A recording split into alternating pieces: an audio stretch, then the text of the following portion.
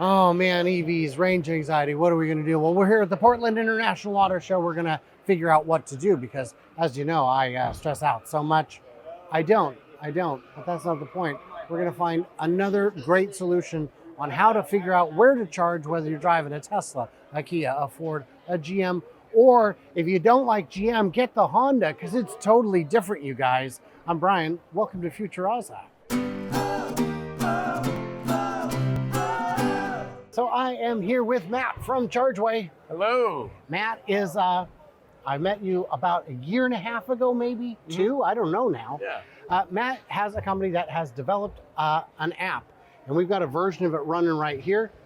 Give me the deets, baby. So the Chargeway mobile app, and this is what we call the Chargeway Beacon. It's a way to, through an app and software, simplify how you use EV charging. And the way that it works is, once you choose your car, we just do all the thinking for you and make it simple. So say, for example, you're choosing a Kia EV6. The fun part about that is you can click on the vehicle details and you can see exactly how much range the vehicle will get at 100%. So 232 miles for this light rear-wheel drive EV6. And so, and worth pointing out, this is what the app looks like. Exactly what you see inside of your mobile platform, you're going to see it inside of the app like this. Yep. Please continue. Yeah. So, and if you want to know the engineering details, you want to know what the plug type is, how big the battery is, all that information is in there. But we want to make it a little bit easier for people that aren't familiar with the engineering to use the vehicles. And so, as an example, if this vehicle, let's say, wasn't at 100%, but was almost down to empty, and let's say you wanted to go to 80%, this is where in the mobile app, you can choose the station map, and it will then show you all of the stations you can use that match your vehicle's plug type. So we color code the plug types. So if your vehicle has a green plug, we show you the green stations. And that's the way you know you can just pull up and plug in. The numbers you see, that's power. So if you see a higher number on your vehicle or on the station, that means you can fill up faster. So I've got, if it's a Kia EV6, that's a fast charging one. Yep. I can use a 7 or anything below it and get the most realistic power. Exactly. So yeah, so if you're a level 7 vehicle and you go to, for example, a level 7 charger, that's a 20-minute fill up to get back on the road to about 80%. Wow. CCS up to 350 kilowatt. Yep. And fantastic. So, yeah, all the information for the stations is listed. So yeah, so basically you see if there's availability, which chargers are in use. But then as you notice, there's power levels differences. So if you go to this level 6 charger, it's going to be a little bit longer of a fill up. And so it allows you to navigate those options just by looking at the map. So you know what you got. And the color code, green is CCS. Sorry, Tesla, you get red because you chose red as your color. Yeah, pretty much. It made it that easier. Is the logo yeah. color. I mean, it is. You did this to yourselves. And the fun part too is the reason why this Kia can see that is because a lot of brands are getting access to Superchargers with an adapter. Yes. So inside of the Chargeway app, you can filter what adapters you want to turn on or turn off. So this, for example, if we turn it off, we'd go back to the map and we wouldn't see the red stations from Tesla because the adapter's off. Right. So, but you can turn it right back on just by going into the adapters, and then you can see all of those fast red stations, and then you can tap on that red pin to see that's a supercharger from Tesla, and same thing, there's availability and your wait time. Love it. And you've got reviews, you've got all kinds of stuff there. Nearby amenities, so if you do have to stop at a location, you can see if there's restaurants or shopping nearby, if it's open, how many feet away it is from the supercharger. Oh, come on, man. That's what you need. For real, that is. Because, yeah, I've seen locations that say they have amenities nearby.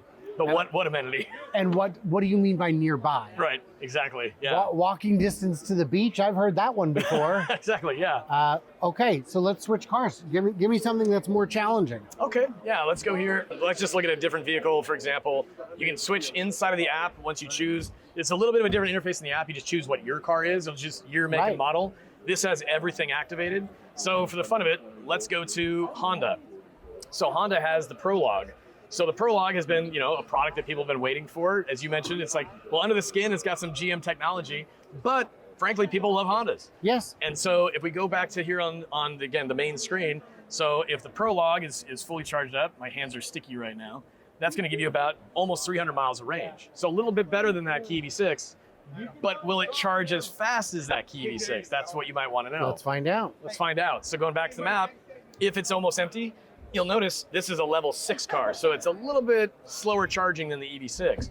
If I go to a level 7 station, I can still use it, but you'll notice it's going to take a little bit longer compared to that EV6. Right. And there's not as many dots on the map. Well, this is going to be all the green stations, so you'll be able to see all the green stations. But the Prologue is not yet on the Supercharger network. Exactly. If you go to the filter section and you look, you're not going to see that you can use that red fast adapter yet. That is so much work you have done.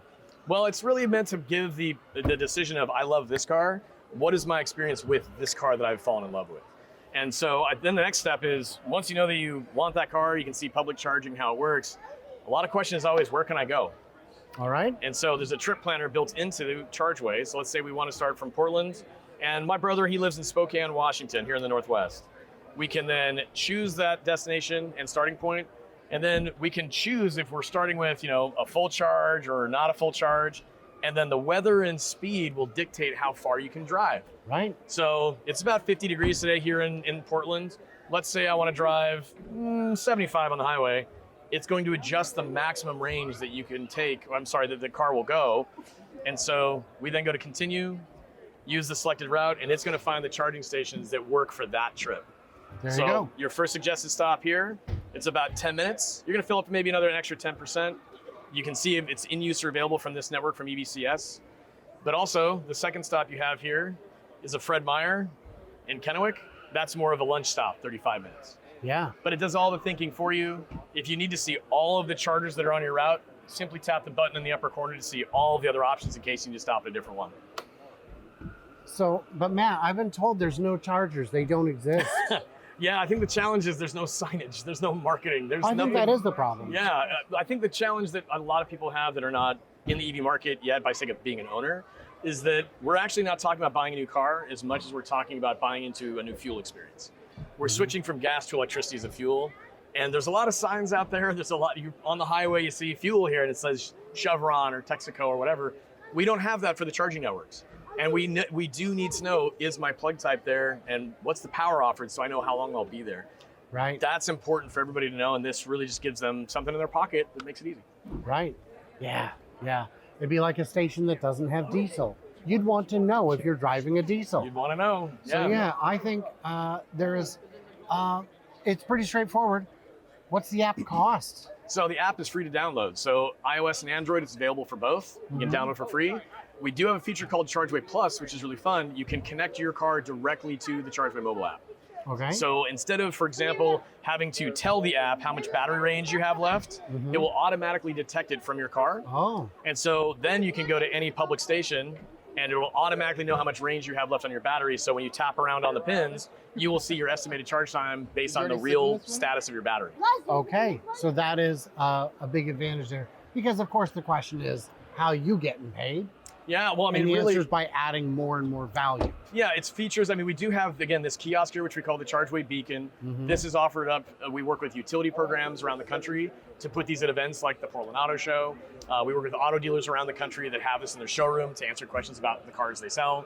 So we do have a lot of business relationships we have, but the end game was to create a tool for drivers that was really a one-stop shop. Yeah.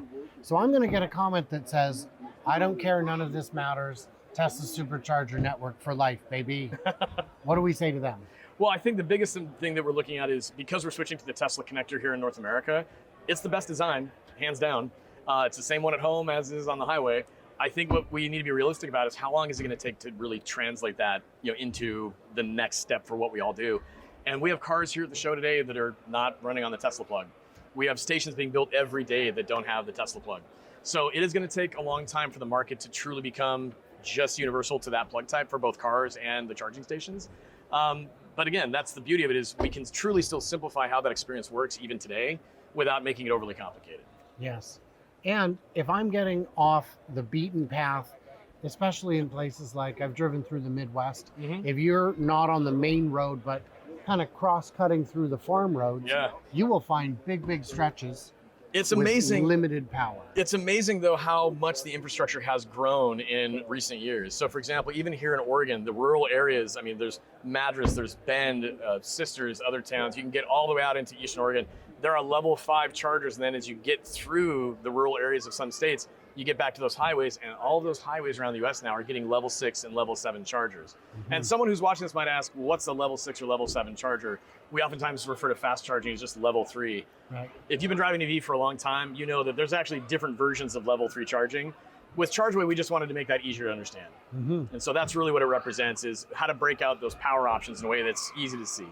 So I'll tell you, one thing I encounter all the time whenever I say there's enough charging is somebody says, I wish to drive from West Texas through to this direction. Oh yeah, up And through New there's- Mexico.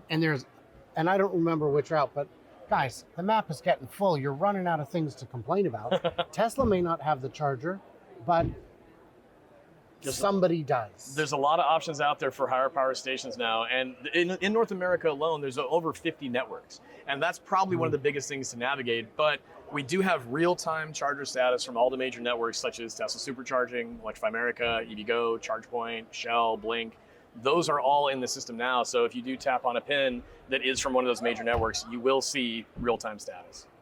Very cool.